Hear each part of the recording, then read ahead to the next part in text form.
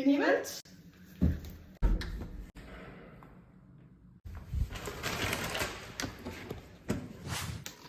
Minimetselt teeme proovimiseks 8 erinevat maitset. Tegelikult mul on juba väikene suva neid proovima. Just, minimets ongi suve parim jahutus. Esimene maitse on meil siis šokolaad. Väga vahelusikas, mulle meeldib siis, et see on nagu volditav. Välja näevad need siis sellised. Need lõhnavad nii hästi. Proovime. Ma olen nagu šokolaadikook. Väga hea šokolaadine. Järgmine on siis mustikas. See on väga ilus värv. Ja kas te teadsite, et minimetsi pole lisatud ühtegi kunstlikku värvainet? Ma ütlesin täpselt nagu metsmustikad. Tõesti, see on nagu suveks nagu ideaalne. Jah, see on suve maitse. Järgmine maitse on siis vanilla ja kukis.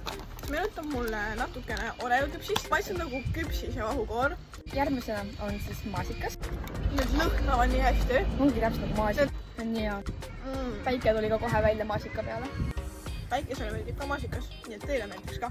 Järgmine on siis cotton candy ehk siis suhkruvett. Jällegi väga ilus värv. See näeb välja nagu suvipakis. See maitse on parem kui tavaline suhkruvett. Siuke karamelliseeritud natuke. Väga hea. Järgmine on siis mullinats. See meenutab, vaadake kui nunnud need on. On täpselt nagu mullinats. Nagu huba-puba. Siukse kuuma ilmaga on hea jahutav ka. Oh jaa. Järgmine on siis lemon ja lime ehk siis sidrun ja lime. See on üks minu lemmikuid maitseid. See on nii hea jahutav suveks. See on siuke värske ja hapukas. Neon. Erk ja neon. Siuke hästi suvine jälle. Mulle meeldivad väga hapud asjad. See on nagu nii siuke mõnus. Viimane maitse on siis bananasplit. Värviline ja... Oh jaa, värvi ma pole maininudki. Vaadake. Ma justkui käes on nii hea. Ma väga armastan banaani. Jah. Mul kui hea.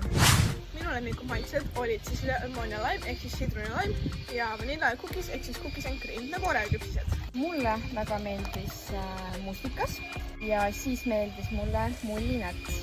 Me väga täname Minimetsi, et me üldse saime neid siin proovida.